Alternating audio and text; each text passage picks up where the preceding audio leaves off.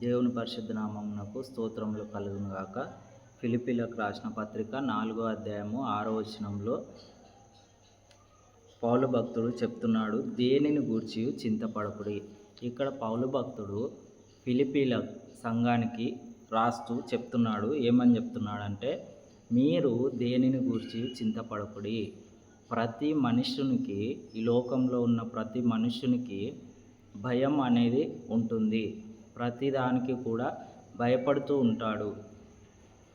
ఏదైనా సమస్య వచ్చినా, లేకపోతే ఇంకా వేరేది ఏ విషయానికైనా కూడా భయపడతాడు, ఆలోచన చేస్తాడు, చింతపడతాడు. సో ఇక్కడ పౌలు భక్తుడు ఫిలిప్పీ సంఘానికి చెప్తున్నాడు, ఫిలిప్పీలో ఉన్న సంఘ విశ్వాసులకి, మీరు దేనిని గూర్చి చింతపడకుడి, దేనిని గూర్చి కూడా ఆలోచన చెయ్యొద్దు. మనము ఏదైనా సమస్యలో ఉన్నట్లయితే, ఏదైనా బాధలో ఉన్నట్లయితే, ఇబ్బందిలో ఉన్నట్లయితే మనం ఏం చేయాలి? ఒక విశ్వాసిగా నీవు నేను మనమందరం కూడా ఏం చేయాలంటే, పౌలు కిందికి రాస్తున్నాడు, దేనిని గూర్చి చింతపడకుడి కానీ ప్రతి విషయంలోనూ ప్రార్థన విజ్ఞాపనముల చేత కృతజ్ఞతాపూర్వకంగా మీ విన్నపములు దేవునికి తెలియజేయాలి. ప్రతి విశ్వాసి కూడా ఏం చేయాలంటే, మన ముందు ఏదైనా సవాలు ఉన్నట్లయితే, మన ముందు ఏదైనా సమస్య ఉన్నట్లయితే, మన ముందు ఏదైనా అడ్డుగోడగా ఉన్నట్లయితే,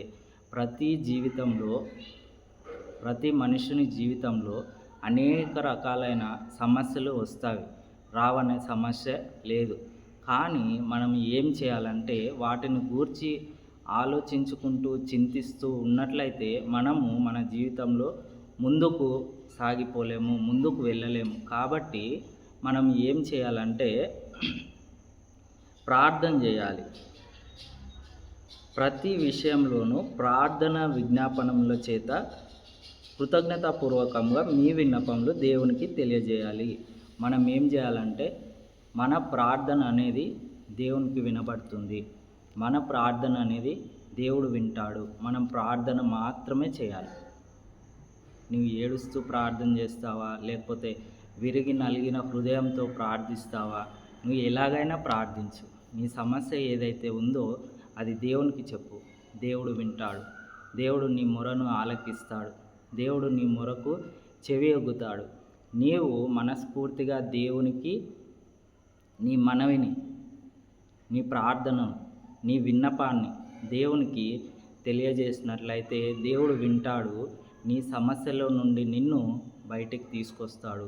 కేవలం మనం చేయాల్సిందల్లా ప్రార్థన మాత్రమే చేయాలి. ప్రార్థన చేసినట్లయితే దేవుడు ఖచ్చితంగా నీ మొరను వింటాడు.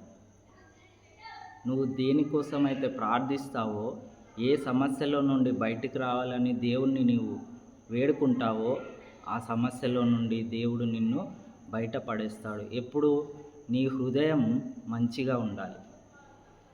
నీ హృదయం అనేది స్వచ్ఛత కలిగిన హృదయంతో దేవుణ్ణి వేడుకున్నట్లయితే దేవుడు నీ ప్రతి అవసరంలో నుండి కూడా నిన్ను బయటికి తెస్తాడు. కాబట్టి మనం దేనిని గూర్చి కూడా చింతపడొద్దు, ఆలోచన చెయ్యొద్దు. మనం ప్రార్థన మాత్రం చేయాలి. దేవునికి మనము ప్రార్థన చేసినట్లయితే దేవుడు మన మనవిని ఆలకించి మనకు జవాబును ఇస్తాడు. అప్పుడు సమస్త జ్ఞానమునకు మించిన దేవుని సమాధానము యేసుక్రీస్తు వలన మీ హృదయములకును మీ తలంపులకును కావలియుండును. యేసుక్రీస్తు సమాధానము అప్పుడు మీకు వస్తుంది. దేవుడు సమాధానం ఇస్తాడు. అప్పుడు మీకు సంతోషం ఇస్తాడు. అప్పుడు మీకు ఆనందం ఇస్తాడు. దానిలో నుంచి, ఆ సమస్యలో నుండి మిమ్మల్ని బయటికి తెస్తాడు. కాబట్టి మనం దేనిని గూర్చి కూడా ఈ లోకంలో బ్రతుకుచున్నాము. కాబట్టి మనకు ఎన్నెన్నో సమస్యలు రావచ్చు, వస్తవి.